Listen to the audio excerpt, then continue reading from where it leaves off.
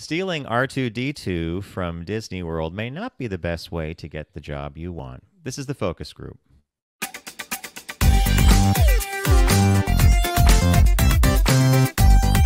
They're all business, except when they're not.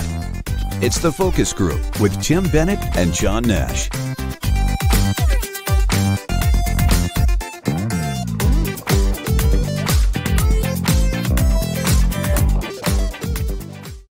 Welcome to the focus group. John Nash here with my good friend and co-host, Mr. Tim Bennett. We hope you all had a very relaxing 4th of July holiday.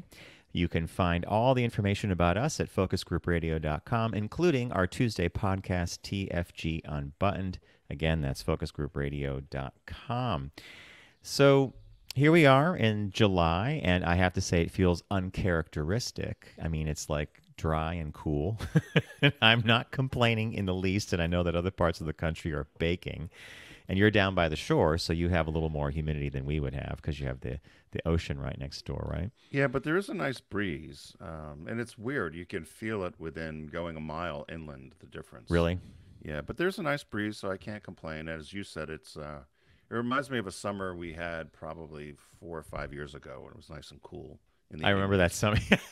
It's so funny you can pinpoint that because it was like I think we had maybe 3 90-degree days in the entire summer. Right? Then the next year was very, very wet. Then the next year was very, very humid. And the next year was very, very, very hot. Did your I remember I was up at your place for 4th of July a couple of times. Did people do their? I knew the neighbors down the street used to do their own little fireworks show for you guys. Do they still do that? Okay, so that you're exactly right because Tim came up with the dogs and with I think was it Matt or Richard maybe. Maybe it was Matt. Yeah, long time ago. And our neighbors right down the road used to go, I guess they would go to New Hampshire or wherever they were legal, and they would buy one of these, a cube kind of thing that did all this stuff. And they would do these amazing displays next door. And we would just pull our chairs out and sit behind the house and watch them. No, they did last weekend. They had the kids were Bob called them blasting caps or something, like they were M80 kind of things, boom, like just loud noises, nothing colorful. And we suspected they were doing that because they had a big picnic down the road. They had a lot of cars parked in front of the house, and we thought, well, okay, that's their 4th of July, and they're dead quiet, so they're traveling. Wow. We're hoping that tonight from our front porch we can watch there's fireworks that go the town right below us. You can usually see them right above the trees from our front porch. So we're hoping that happens. So we'll see if that happens. Yeah, I didn't see any. I just they took place, but I heard them. I didn't see them. I didn't feel like walking down to the beach. So could you see them from all over the boardwalk? Oh yeah, but I didn't. We stayed away. I just heard the ba-boom, ba-boom from inside. We didn't go down. Now, there. Quick question for you: What's gas down in Delaware these days? It's I just went by. It was $4.79. A little lower, right? $4.79, which is still high. But it's gone a tad lower. What's it up there in New York?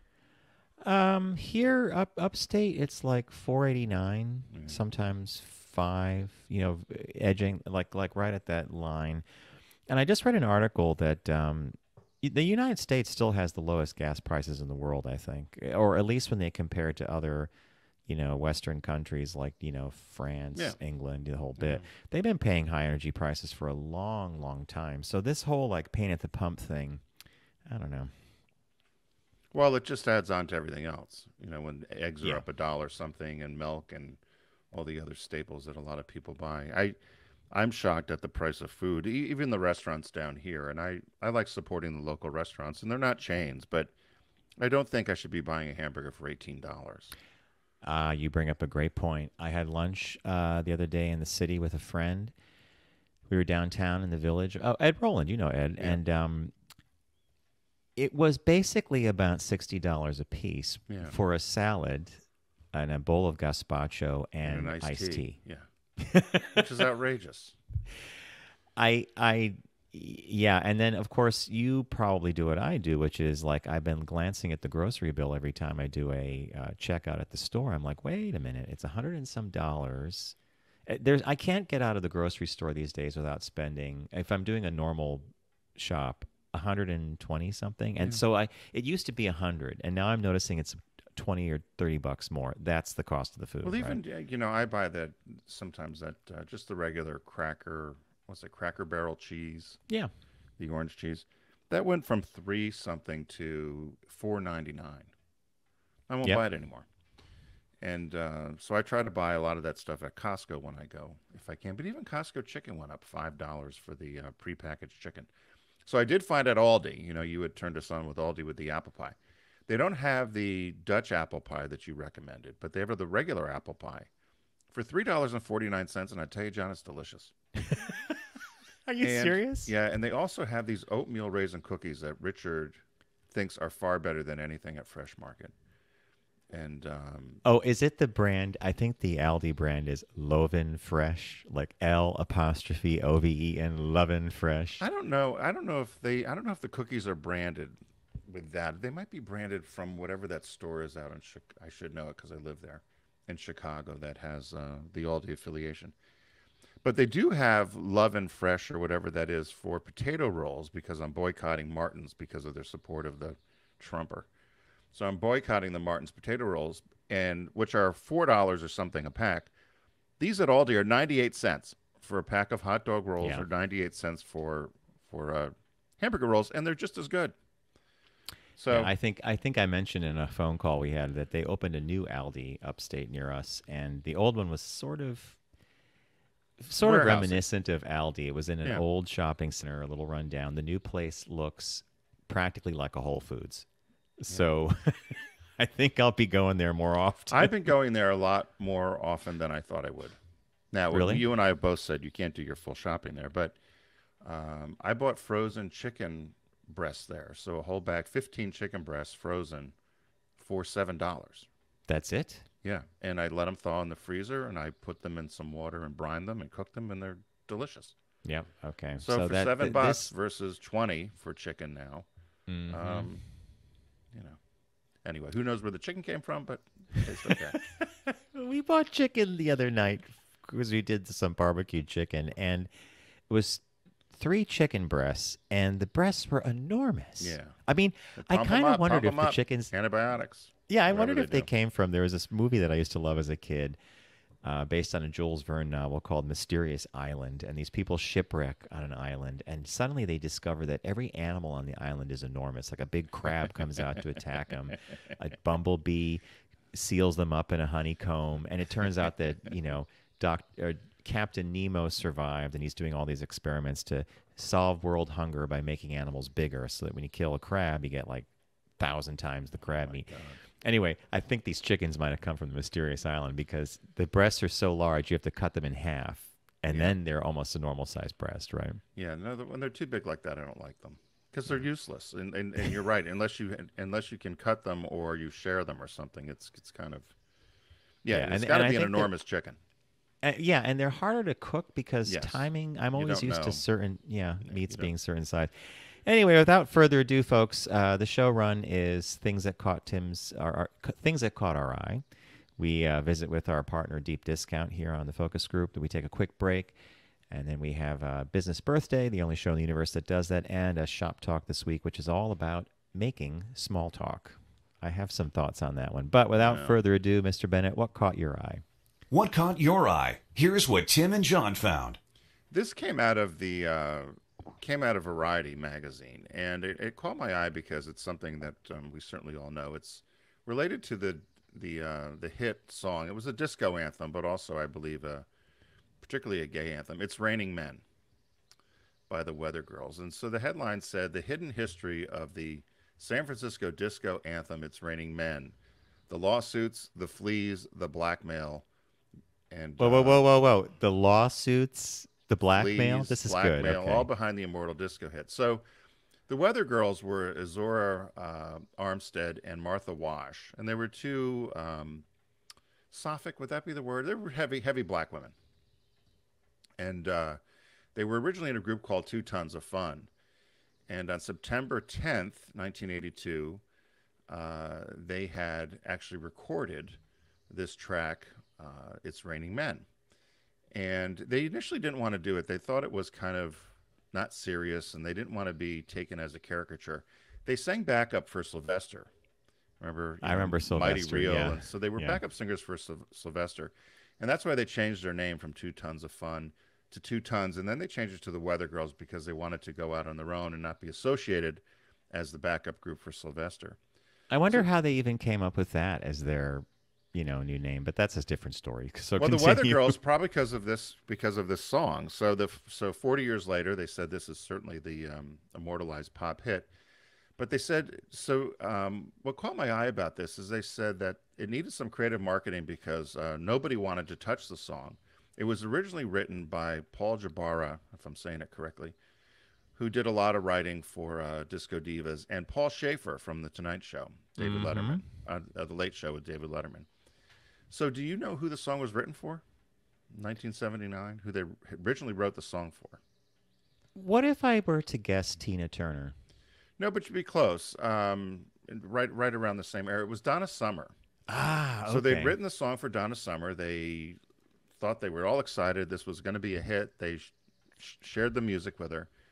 And this was a quote from an interview that Paul Schaefer did with Vanity Fair. He says, lyrically, she hated it. She had become a born-again Christian, Schaefer told Vanity Fair in 2009. She thought it was blasphemous. She called me and said, I hate the song. Oh, my God, we've lost you. And then she sent him a Bible the next day. From the It's Raining Men? It's Raining Men. She's blasphemous. So now a lot of people say that Donna Summer, you hear two stories. I know Larry Flick used to talk about how she wasn't really like that or whatever, but this was Paul Schaefer saying that this is exactly what happened. She was born again and didn't want to touch it. And so then they ended up shopping the song to Diana Ross, Cher, and Barbara Streisand. They all turned it down. Now, which I think is funny, because can you imagine? Raining Men with It's Cher. raining men, hallelujah, it's raining men. But, or Diana Ross doing it, or I can't imagine Barbara Streisand doing it. No, neither can I. No. So none of them wanted it. So they found this duo of these two, as I said, the two heavyset women that they knew about, and wanted them to do it, and they were not so sure about it either. Anyway, so they make this record. In no time, it took them 90 minutes to do. They do this record, and then nobody will play it. Well, we're talking about airtime on radio stations Right. back in the day, right? And it was all about your airtime, and that's how you got on the charts. It was based upon, it says the charts were not based upon sales as much as the number of plays that DJs did. So Brown and Paul Schaefer and Jabara, the guys who wrote this, they ended up just making their own vinyl acetate copies of the record and shipped it out to all these club DJs. And it took off, they said, especially in places like San Francisco and some of these clubs that were, underground gay dance clubs. And so all of a sudden they had Columbia Records, who had initially said okay where they recorded it, but they had no contract, they had no rights, they had no release, and all of a sudden they had a hit record. My God. So they didn't really know what to do. And so it ended up charting #1 on Billboard's dance chart, #2 in the UK, and the singles chart. They needed to do a video. This was early 80s. Yep, when you had MTV. to do videos. They said they did it in some warehouse with no heat or running water. It was very low budget. They were supposed to act like Martha and Izora were supposed to act like they were meteorologists surrounded by men. I don't know if you remember seeing the video. I how do. cheesy it was. I do. Yeah. They said one of the most memorable moments, Wash and Armistead have to fall from the sky. And so they were in front of a green screen, and they fell on some old mattress that they found, which was ended up infested with fleas. And they both came up out of the mattress, and they said they were scratching and itching for days. So What you did for your art, right? Right. They said the song, of course, now it's played at weddings and just about everything. It's kind of the ubiquitous LGBTQ anthem in some regards. And it's been remade. It was remade in 1998, and RuPaul was involved, one of the Spice Girls. But they said that they had the girls really didn't get paid much initially. So there'd been lawsuits. I was wondering. Yeah. Well, they had some sort of copyright termination. The royalties were never calculated correctly because, again, this was kind of the accidental hit. So they did say finally in 2022, early 2022, and this is probably why this article happened, they were able to get the accounting straightened out. and they're now starting to get the royalties they were deserved and the payments that were deserved. And so that's kind of the history of that song. Martha Wash went on, if you remember. She sang for Black Box, also, everybody. An amazing hit that they still play today, right? Right. And then she sang, she was the actual singer on the CNC Music Factory song, Gonna Make You Sweat. Wow. And if you remember in the video, Martha Wash was not credited, even though she was the star of that song. It was lip-synced by Zelma Davis in the music video. They went on and sued, and she actually won, but the record company and the CNC Music Factory said they didn't want a heavy-set black woman on the video. They didn't want to show that. But it was her voice, right? It was her voice. So, these girls struggled, their whole time and to get credibility. The one partner died in '04, as I said, Azora Armstead. But it's they're finally getting their due and finally getting their recognition after all these years. But she had told some of these stories about how the song came about. So that's what caught my eye. That's a really good one. And I love the history behind some of these iconic hits. We take them for granted, but how you used to get a hit, like let's pass out actual records. Let's make people play them in clubs. It's kind of wild. Right, because the record company didn't want to do it, so they made their own copies and gave them to DJs. And then it took off. Well, Madonna did something similar, didn't she? Yeah, exactly. Yeah. So what caught your eye? Well, mine couldn't be any more different, and it has to do with someone who is applying for a job at Disney. So I'll just kick it off with the headline. Oh, my God. If you're watching the video, John's got a... Is that a mugshot? It's a mugshot, and next to it is R2D2. So, how could it not catch my eye if there's a little Star Wars going on? Man arrested after impersonating Disney cast member stealing $10,000 Star Wars droid. The article... I ain't gonna go through the article because it leads you up to why he did this. A Florida man was arrested after he impersonated a Disney World cast member to steal a $10,000 R2D2 droid, all in the hopes that Disney's security team would hire him. So according to the Orange County Circuit Court records, the man identified as 44-year-old David Proudfoot of Kissimmee, Florida, was charged with theft of 100 or more, received 2 charges of grand theft in the 3rd degree, was charged with obstruction by false information, as well as scheming to defraud. That was a new one on me. I had not heard of scheming to defraud. On May 31st, so this is recent, Disney security witnessed Proudfoot pushing a cart backstage on Epcot Resorts Boulevard at the Swan Reserve. Now, that's, one of those hotels. He was wearing a Disney World cast member name tag and an orange high-vis vest. The police report states a security guard offered to help Proudfoot with the cart as he appeared lost and didn't know the proper procedures to enter the loading dock. Due to his suspicious behavior, the security guard called the local police. Now, to their credit, the local police actually arrived, and they questioned him, and he says he works here, and they took him to an employee locker. He couldn't open it. Oh, my God. He said he worked at the Disney Yacht Club. I guess it was a restaurant or part of this resort thing. He lost his badge, couldn't get into the locker. After a 3.5-hour charade, Proudfoot revealed his real name to the authorities and admitted that he moved an R2D2 droid that was worth thousands of dollars from the Swan Reserve's 3rd floor to an unknown location inside the resort. He had also stolen a $3,500 arcade game called Duck Catcher from another hotel, the Walt Disney World Dolphin. Proudfoot explained to authorities that he had applied to Walt Disney World security for a job and simply wanted to move the items to show weaknesses in the security of the resorts in the hope of securing a better paying job at Walt Disney World. Hence my saying, no way to get a job by stealing R2D2. So this was all done. He was going to show the security folks that there was a kink in the armor there, and and they were going to hire him for thank him and hire him. I do love his mugshot. It's like the head's down. He's looking up at the camera. Like, am I hired? That's what it looks like. He's listening. I can't believe you're not going to hire me. So what was he going to do with these items? He was going to, hopefully during a job interview, say, hey, by the way, I have R2D2. Yeah. Now, you and I both know that is no way to impress an employer, especially when you're talking about like a $10,000 prop R2D2. 10,000, and of course another video game. So You haven't gone. Don't they have that whole Star Wars exhibit down in? Is it in Florida? yeah, so yes, it's You were going to go both, down, but then the pandemic hit, right? both places. It is in Disney World and in Disneyland in Anaheim, and it's the Star Wars experience. It's the land they created called Batu.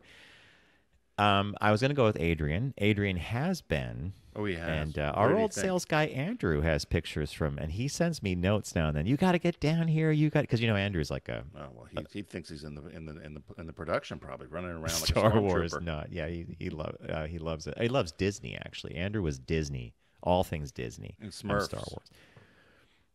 He was a big Smurf guy too. Remember? Yeah, I remember the Smurf thing. Yeah, Yeah. I have a cousin that's gone a couple times, and he loves it too. really? Yeah, he's a huge fan, and so he's been down a couple times with his wife, and they spend 2-3 days, and yeah, you need to go. You would probably. I do want to go, and I think I need to go. I keep reading things though, like there's a ride, an experience they call the Rise of the Resistance, and it's very interactive, and there's humans and robots. Ooh. And I just read something. One guy goes, every time I've tried to get on this ride, we've been evacuated, so the ride will break down. And then Really? emergency doors open, and the whole experience is shattered. Please make your way to the lighted exit. It's kind of like Pirates of the make Caribbean, where your the way. robots get doing something crazy. Anyway, folks, as many of you know, Deep Discount is a partner of ours here on the Focus Group, and we would love for you to visit them. And you do that by going to focusgroupradio.com and clicking on the Deep Discount logo, which is a shark, and you can begin your shopping extravaganza. This month, or this week, I should say, there's a fun sale, and the title of the sale is The Name is in the Title. So without further ado, Mr. Bennett, what did you decide? I know what you're getting, and I like what you're getting, but go ahead, tell everybody. Well, there were a else. number of things. There were so many things I could have picked, and some of them were inside jokes with us as well. But I am a sucker for camp, and I remember when these movies came out, and I was shocked that they're all three together. The Austin Powers 3-film collection was originally released in 2011, but it has all three Austin Powers movies: The International Man of Mystery, The Austin Powers, The Spy Who Shagged Me, and Austin Powers and Goldmember. And I was looking at the list of stars that were either featured or somehow had cameos or something in this thing, and it's just unbelievable. Yeah. It was everyone from Spielberg to Tom Cruise to Beyonce Knowles, Quincy Jones, Gwyneth Paltrow, Kevin Spacey, Burt Bacharach, Elvis Costello, Jerry Springer. I mean, you go through this list, how they got this cast of characters. And there's hundreds of them, actually. But did you ever see the Austin Powers movies in the theater? Yes, and I loved them. And, as you were saying this, as you were, like, going through I remember Heather Graham. I remember so many of the people. But I think one of the things that made me laugh so much about and get sucked into Austin Powers was the opening musical sequence from the very first movie, where they are dressed in that 60s thing. mod. He has like that, the velvet jacket with the cuffs, and they're going down the streets and the phone booths. And how can you not love that, right? Yeah, no, it was just fun. And then Madonna did a great song in there. I mean, that was The Spy Who Shagged Me, when you drove the Jaguar. But and I think that's the introduction of was it the first or second one had Mini Me? yeah, well, Mini-Me was Mini-Me in both of them, but then they had the Fraulein. I have to say it wrong. Yeah, And the fembots, who were The shooting fembots. missiles out of their bras. Pew, pew, pew, pew. They picked up on James Fembots. Bond. They picked up on a parody of James Yes. Bond called Our Man Flint. I mean, any superhero or spy movie, they just roasted. And you could argue it was top of Mike Myers' career when he was doing these things. Yeah, I mean, they were just, that whole phrase, "Yeah, baby, yeah." I mean, that Yeah, became yeah, that became people's, and he had that fake answering chest machine hair. message. It was like a huge thing of chest hair. I went in a completely different and somewhat sobering direction to Tim's Austin Powers 3-film collection, and I picked a movie that I have yet to see, and I want to see it, and I did this because it's kind of the tail end of Pride Month, but it was called Albert Nobbs. and it stars Glenn Close as Albert Nobbs. It was nominated for 3 Academy Awards, including Best Actress and Best Supporting Actress. And it gives Glenn Close is fantastic. She plays a woman who passes as a man in order to work and survive in 19th century Ireland. Some 30 years after donning men's clothing, she finds herself trapped in a prison of her own making, also starring a prestigious and international cast. So this movie came out. It's adapted from a short story by Irish author George Moore. This came out. Glenn Close got like rave reviews. As you heard, it got 3 Academy Award nominations. And I've always been curious about seeing this. That this is kind of one of those things that pop up in movies now. Like, I'm trying to remember, was it Yentl where she plays a boy who, to get into school or whatever, and when Barbara Streisand did that. So I thought, give Albert Nobbs a shot because the name's in the movie, right? How would you compare Glenn Close with Meryl Streep? Do you think they're do you have a favorite of the two? I love Meryl Streep, and Glenn Close always chooses very different roles. But my God, it's an interesting comparison, right? Because they both had some pretty amazing performances. Yeah, I don't know why. When you mentioned Glenn Close, I thought, we don't seem to have a lot of that. Those are probably two of the top. Of a handful of females that are in the movie industry right now. But amazing caliber actresses. Yeah. And the release this week is a movie that I say, run, don't walk. You're a huge It's Downton Abbey, A New Era. It's the much-anticipated cinematic return of the global phenomenon. Reunites the beloved cast as they go on a grand journey to the south of France to uncover the mystery of the Dowager Countess's newly inherited villa. So Bob and I recently saw this. You did? Okay, cool. Yes, and we loved it. We think it's actually better than the first Downton Abbey movie, which came out 2 or 3 years ago. Wow. And I think it gives a satisfactory turn to almost every cast member you remember. And I just thought it was really well done. Again, I have to preface this by saying we're Abbey, Downton Abbey, fans beyond belief. So if it's a bad news day, which is often, or if we can't decide what we want to see, we just sometimes turn on a random episode of Downton Abbey. Because what's going to happen? So if you were not as well versed in the entire series, what were there, like 8 seasons or something, or 6 seasons? I want to say seven. So, and the first movie. Could you watch this movie without knowing any of the characters or any of the plot, or do you really need to follow it along in order to? I'll maybe someone will correct me on this, but I'm gonna say that you kind of have to know what's going on. Yeah, because it's all these little moments with these people you've spent 7 seasons with and another movie, so you kind of have to know it. Okay, well, that's good to know. So, hey, head over to focusgroupradio.com. Thanks to Deep Discount, you'll find their logo there. Start shopping away. As John mentioned, right now they have a sale going on called Name is in the Title.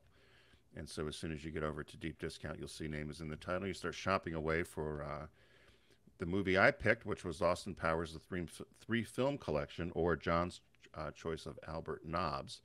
And you'll also find released this week the new Downton Abbey movie, A New Era, on Blu-ray. So again, you can get there by going to focusgroupradio.com and clicking on the logo. We'd like you to go through there because then we get some credit. And we appreciate their support of us here in the Focus Group. We're going to take a quick break. When we come back, we've got a business birthday from a well-known media mogul, as well as a little shop talk about small talk, which I'm interested to hear Mr. Nash is playing this since he's the master of small talk.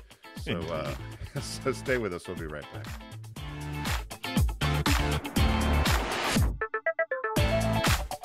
You're listening to The Focus Group with Tim and John. Learn more at focusgroupradio.com.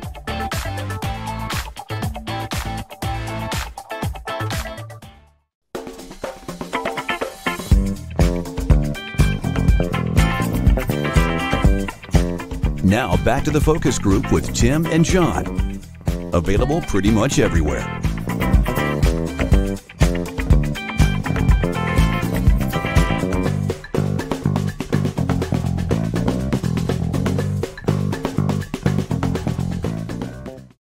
Welcome back to the Focus Group. John Nash with my good friend and co-host, Mr. Tim Bennett. Focus Group Radio is the website that you will go to find out all about us and the show, including TFG Unbuttoned, our Tuesday podcast. So we're in the second half of the show, which means it's time for a business birthday, and I'm going to hop into it because I think this is a good one. Everyone does celebrity birthday greetings, but the Focus Group is the only show in the universe that celebrates business birthdays. I don't know over our 15 years or 14 years. Actually, our friends Patrick and Howard were laughing. They said, is it 14 or 15 years? I said, I don't know. It was March 2008 when we started, wasn't it? Yes. I don't know how we count it. So they laugh about how we go back and forth. As we're in our 15th year, it's 14 years. So I don't know if over the years we've included this birthday. I don't think so. Could I tell you that it's never come up to my knowledge? When this popped up, I was surprised. So Mervyn Edward Griffin Jr., so Merv Griffin, born July 6, 1925. He died August 12, 2007 at 82 years old. Was an American television show host and a media mogul, also a hotel mogul as well, I would say. Real estate mogul, right. He began his career as a radio and big band singer. He later appeared in film and on Broadway. From 65 to 86, he hosted his own talk show, The Merv Griffin Show. My parents watched that every night. Yeah.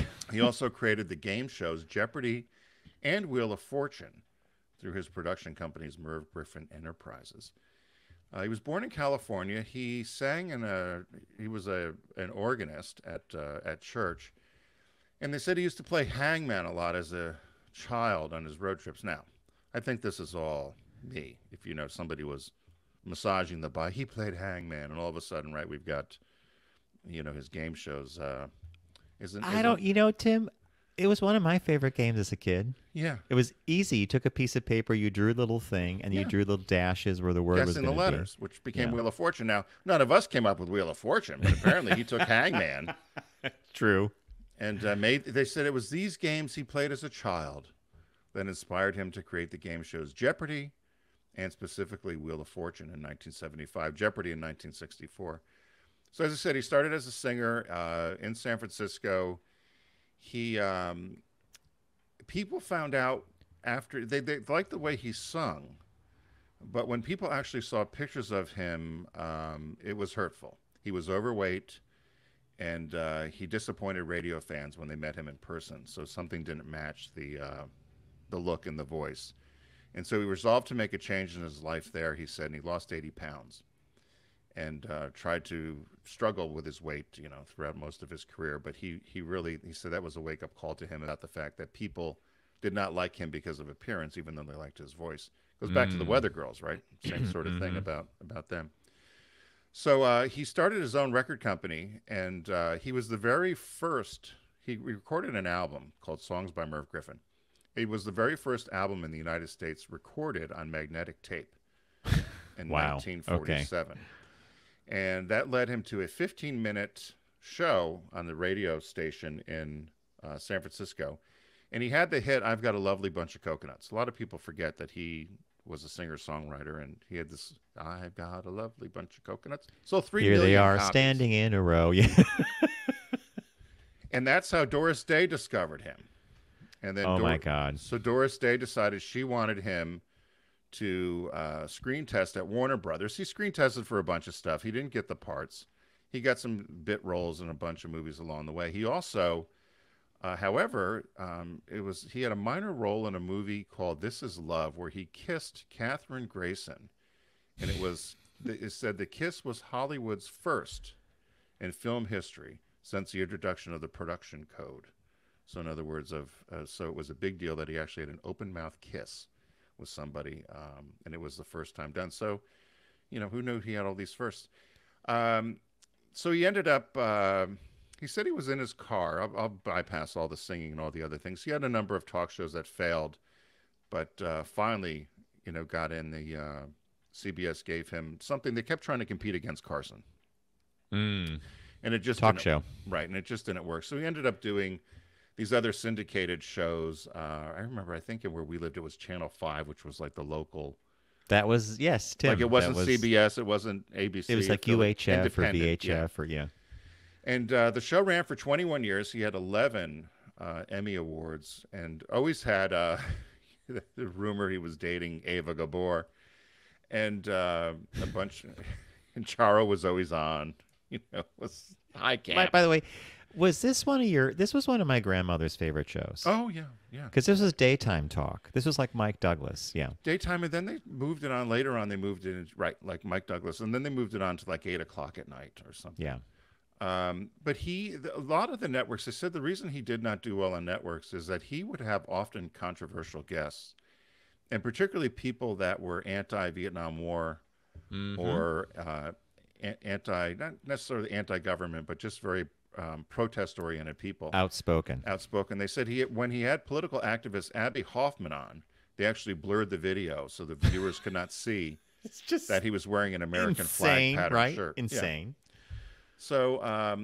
So he ended up getting fired from the talk show circuit, and that's when he went out and did his own syndicated show, and then did these game shows. And they said it made him one of the wealthiest entertainers ever. He says how he came up with Jeopardy, which I thought this was probably the most interesting thing. He said he and his wife were flying back from New York to Duluth, Minnesota, and they were trying to come up with game show ideas. And the wife said, "Well, why don't we just switch it around? Instead of having people give us the answers, why don't we give them the answers, and they have to come up with the question?" So they started playing the game, and so she fired a couple of answers, 5280, and then he would say, what is the address of Fibber McGee or Fibber Molly McGee, okay. something like that. So they would go back and forth with this, and so he went to NBC, pitched the idea, they bought it, and it was originally called "What's the Question?" It ended up getting canceled, but he's written the music, so all the music you hear in Jeopardy and da-da-da, he wrote all that. Yeah. And then he brought it back. He brought the show back in 1984 with Alex Trebek.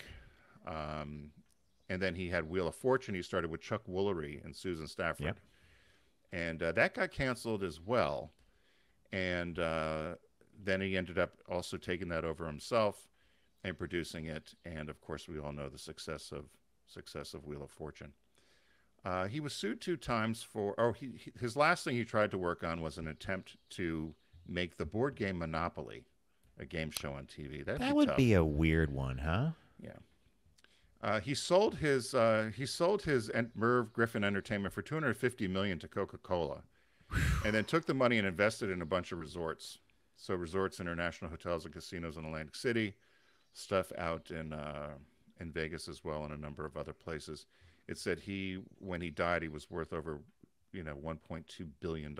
Had one son named Tony, was married to a woman named Julian for a number of years. But everybody they said it was an open secret. Julian, Julian, I guess, Julann, married from 58 to 76. People said it was kind of a quiet secret or a known secret that he had a double life going on. They said in 2005, Merv Griffin, the New York Times asked Merv Griffin about his sexuality. He said, "I tell everybody I'm a quarter sexual. I'll do anything with that." He said he would do anything with anybody for a quarter. And so Denny Terrio from Dance Fever sued him for sexual harassment. And then his longtime employee and bodyguard, Brent Plott, filed a palimony lawsuit against him. He said he took care of Merv's horses, but also he said we shared a bed together, a TV together, a house together, traveled everywhere together. I was always with him and Ava, and I was his husband. He said he would take care of me forever. Merv just stopped paying him, and he filed lawsuit. I looked for pictures all over for this guy, could not find him. Talk about somebody. Merv Griffin's got himself on lockdown. He's still controlling something from the grave. So one bunch of awards. His tombstone says, "I will not be right back after this message." Hey, by the way, Lauren, who's our pal at Deep Discount and Critics' Choice Video Marketing, head of marketing there, remember she sent us a note the other day, her favorite tombstone. It was in relation to what caught your eye. Right. A week or two ago. It was Johnny Carson's, and he thought his tombstone should say, I'll be right back." I'll be right back. Yeah, so there's so much to be written about Merv Griffin, but born July 6th, 1925. So, Died you at know, an 82. interesting little tidbit for Merv Griffin is Ryan Seacrest worked around him, or Merv knew a younger Ryan for many years, gave him a lot of advice, and Ryan Seacrest relates this now and then. He said one of the best pieces of advice he ever got from Merv Griffin was, it's great to be in front of the camera, but all the power and all the money happens behind the scenes. It's not the face on the TV, it's the production company, the whole bit. So Ryan Seacrest actually followed his advice and, you know, is heavily invested in production himself, which is interesting. Yeah, they had here listed at his funeral, and his best friend. So he was very, very close with the Reagans and good friends with Nancy Reagan. She was actually an honorary pallbearer.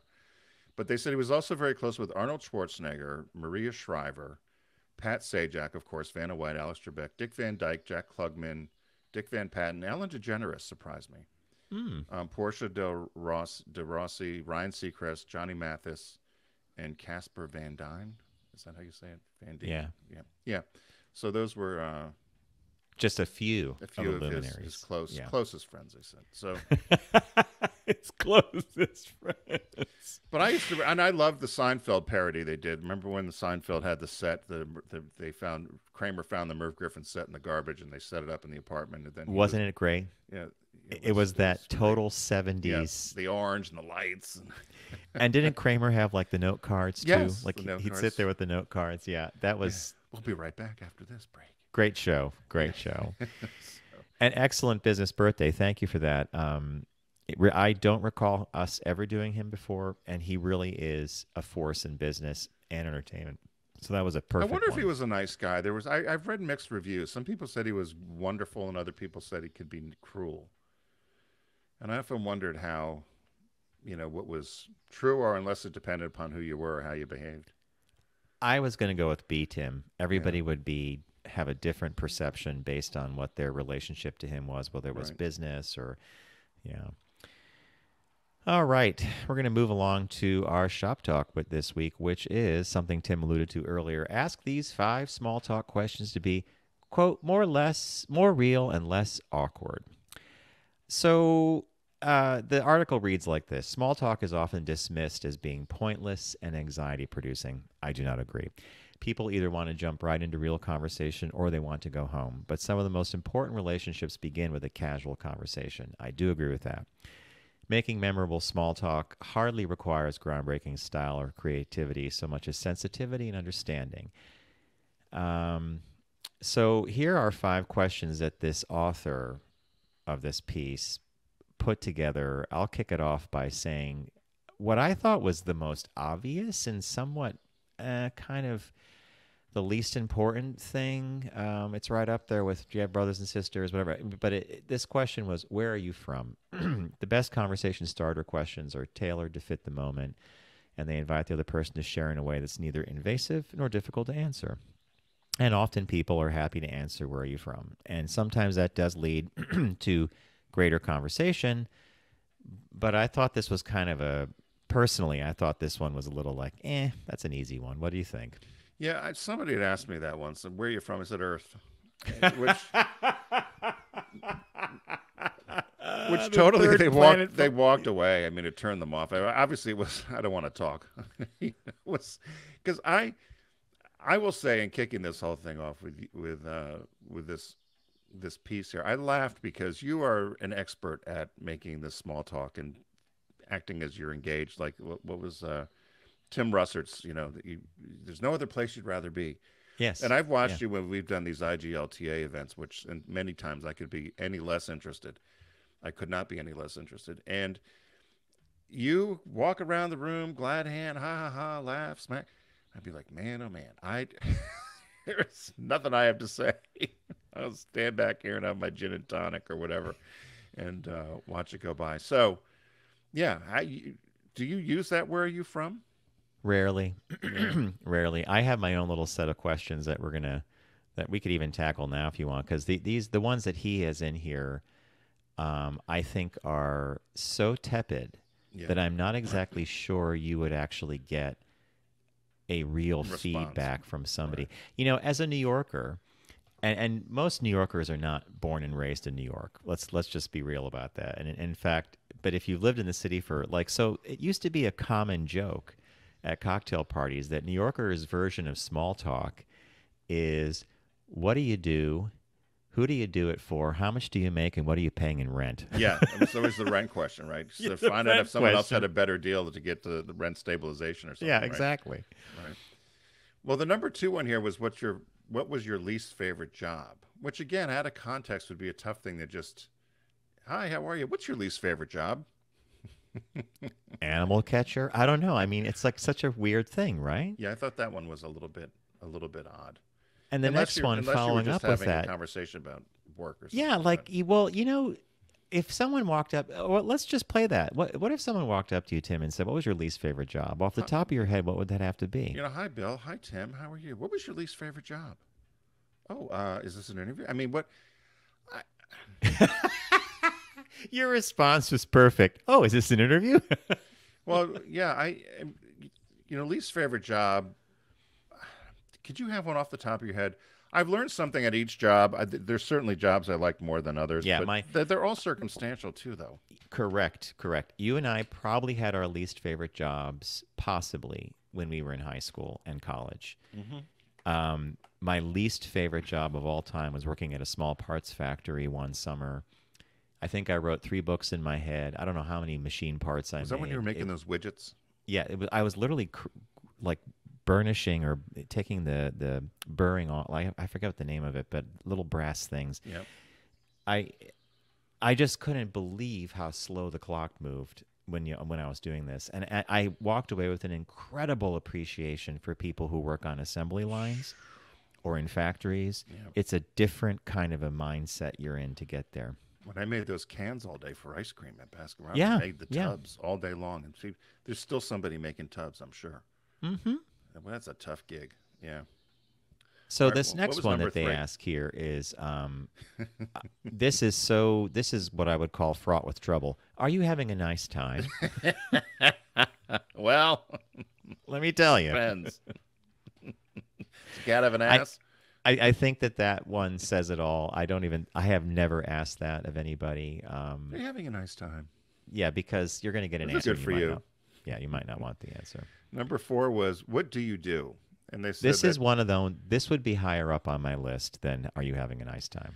Now, I was always told, I went through some etiquette thing. I forget where it was back in the day. You should never ask anybody what they do for work. And but they said this is a uniquely American thing because similar to your New York thing about what do you pay for rent, Americans are so identified by their career or what they do for work that the rest of the world kind of frowns on this. But for us, it's a totally acceptable thing. Hey, what do you do? What kind of work do you do? Yeah.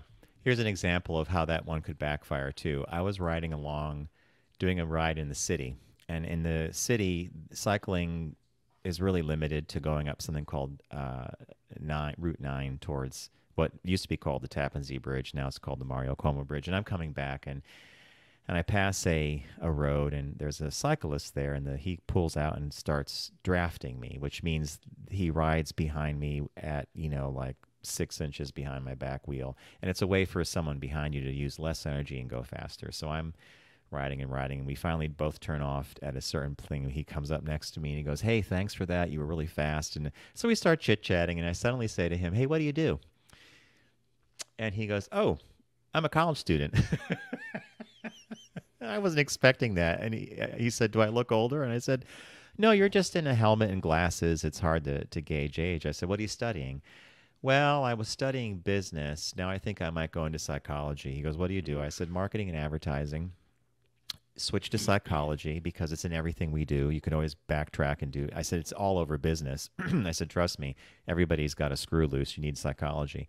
He laughed and then rode away. But see, that question can go a couple ways, right? Yeah, well, hey, on a sidebar, why do they call it the Mario? It's a beautiful bridge. The new one. I've right? driven over it a couple times now, but I don't know why they just didn't keep it. Because what did Mario do? Andrew Cuomo, our last governor, Decided before he's Kathy gonna name it Hochul, after before he his was dad. driven out of office by that whole sex scandal thing, he had the bridge built, and he named it in honor of his father, who had been governor for many, many years prior to Andrew Giuliani, Andrew Cuomo. So that's why they call it the Mario Cuomo Bridge. It was named in his honor by his son. That's ridiculous. I would call Tappan Zee Bridge 2, personally. I still call it the Tappan Zee. Yeah, exactly. That's what I still do. What was the fifth one? What is our last one there? It was tell me about your family. Another landmine. Yeah, another landmine. Exactly. For many people, family is their most important subject. To inquire about someone else's family is a show of respect. Are you the youngest? Are you the oldest? No, those questions are different. You know, how many? Do you have brothers and sisters? I get that one a bit. You know, did you grow up a single kid? What a middle child? People make assumptions based upon your order of birth, I think.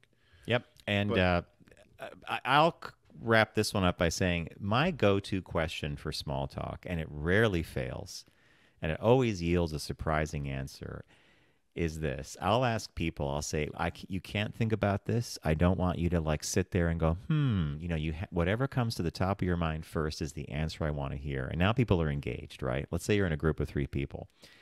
And I'll say, name your favorite movie of all time. And you have to name it right away. The ones that can name it right away always amuse me because they have a specific reason why. Like, my friend Alex. Alex has like 2. But if he had to really be pegged down, one time I said, "What's your favorite movie?" He goes, "You know what my favorite movie is." I'm like, "No, I'm not sure." He goes, "Well, Silence of the Lambs."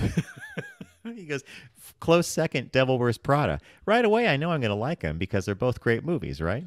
Now, your favorite movie, though, is not something anyone would. No, they wouldn't get it right away. It's Being There with Peter Sellers. And his some last people movie. might say, "Oh, was it a Star Wars?" Nope. Or one of those, but.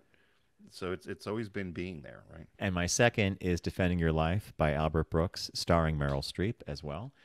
And then number 3 is all my favorite science fiction movies in one, like Blade Runner, Star Wars, like all these movies occupy. But the top 2 I think are more a little existential and humanistic in a way. So, yeah. But see that gets you into a whole conversation, right? Yeah, no, very much so. So that actually one of the when I was running for office, one of the citizens came up to me and talked to me about Being There and said, you need to run I forget the character's name, but anyway, he just said, you can't promise a lot. No. You just have to say I'll look into it. Don't promise anything other than just, grow a tomato garden or something, he said. So that was our shop talk this week. We went a little longer today than usual, John, I think. Yeah, well, hey, we had a fun conversation, so there you go. So, hey, thanks for joining us. Thanks to our friends at Deep Discount, as always. If you head over to focusgroupradio.com, not only will you find all of our media there, our video cast and our podcast, and our Tuesday show, which is TFG Unbuttoned, which is our 20-minute podcast. You'll find all of our media there for download, but you'll also find the Deep Discount logo. So click on that and start shopping away. Right now, they've got a sale going on called The Name is in the Title. And I had picked a 3-movie collection from Austin Powers. John picked Albert Nobbs. And the new release this week is Downton Abbey, The New Era. New Era. So you'll find all of that there at Deep Discount. Thanks again, everybody, for joining us. And we hope you all had a safe 4th of July. And there's crazies out on the road, even though gas prices are high, people are out driving. And remember, don't text and drive, arrive alive. And we'll see you on our podcast Unbuttoned next week. Take care.